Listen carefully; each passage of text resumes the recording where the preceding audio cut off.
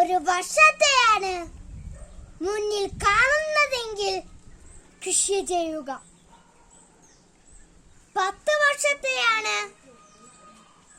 മുന്നിൽ കാണുന്നതെങ്കിൽ ഒരു വൃക്ഷം നടുക.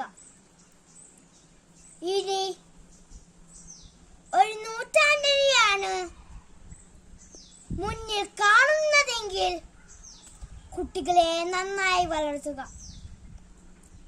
ജവഹർലാൽ നെഹ്റു. മാന്യ സദസ്സിനു വന്ദനം. കൂട്ടുകാരെ, ഇന്ന് ശിശുദിനമാണ്. പണ്ഡിറ്റ് ജവഹർലാൽ നെഹ്റുവിന്റെ ജന്മദിനം. ഇന്ത്യയുടെ ആദ്യത്തെ പ്രധാനമന്ത്രിയായിരുന്നു പണ്ഡിറ്റ് ജവഹർലാൽ നെഹ്റു. ലോകം മുഴുവൻ ആദരിക്കുന്ന നേതാവ്.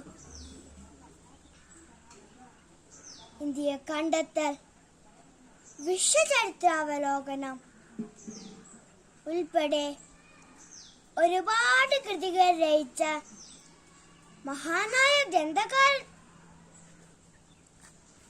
ഐക്യരാഷ്ട്രസഭയിലും ചില കൂട്ടായ്മയിലുമൊക്കെ ഇന്ത്യയുടെ ശബ്ദം മുഴങ്ങിക്കേൾക്കാൻ കാരണമായ മികച്ച പ്രാസംഗികൻ.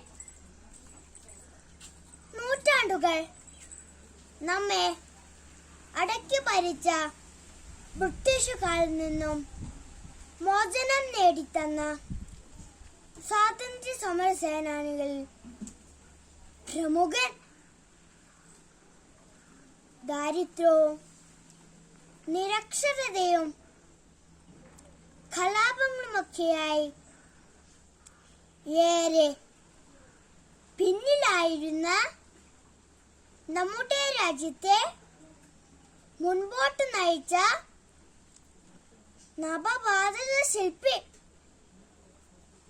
അങ്ങനെയുള്ള ജവഹർലാൽ നെഹ്റു എങ്ങനെയാണ് കുട്ടികളുടെ ചാച്ചാജിയായി മാറിയത്? അദ്ദേഹത്തിന്റെ ജന്മദിനം എന്തുകൊണ്ടാണ് ശിശുദിനമായി ആചരിക്കുന്നത്? തന്റെ വെളുത്ത കുപ്പായത്തിൽ എപ്പോഴും കൂടെ കരുതിയിരുന്ന പന്നീർ പൂവിനെ പോലെ നിർമ്മലനായിരുന്ന ചാച്ചാജിക്ക് കുട്ടികളെ ഏറെ ഇഷ്ടമായിരുന്നു. നമ്മൾ കുട്ടികൾ മിടുക്കരായി പഠിച്ചു കളിച്ചു വളർന്നാൽ അതാണ് രാജ്യത്തിന്റെ ഏറ്റവും വലിയ നേട്ടമെന്ന് അദ്ദേഹത്തിന് അറിയാമായിരുന്നു. അതുകൊണ്ട് തന്നെ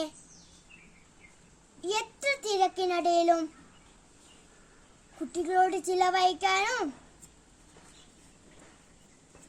സംസാരിക്കാനും അവർക്ക് വേണ്ട നല്ല നല്ല സമ്മാനങ്ങൾ വാങ്ങിച്ചു കൊടുക്കുവാനും അദ്ദേഹം എപ്പോഴും ശ്രമിച്ചിരുന്നു.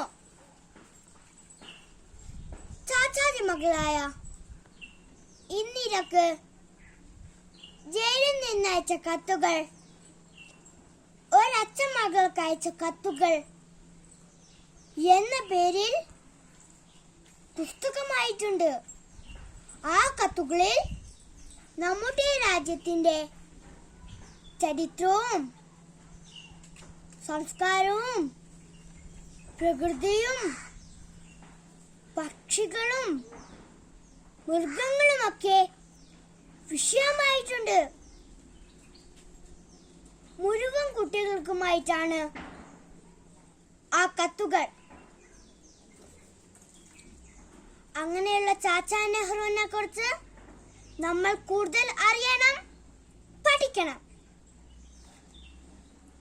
ഇന്ന് ലോകത്ത് ഒരുപാട് കുട്ടികൾക്ക് വിദ്യാഭ്യാസം നിഷേധിക്കപ്പെടുന്നുണ്ട്.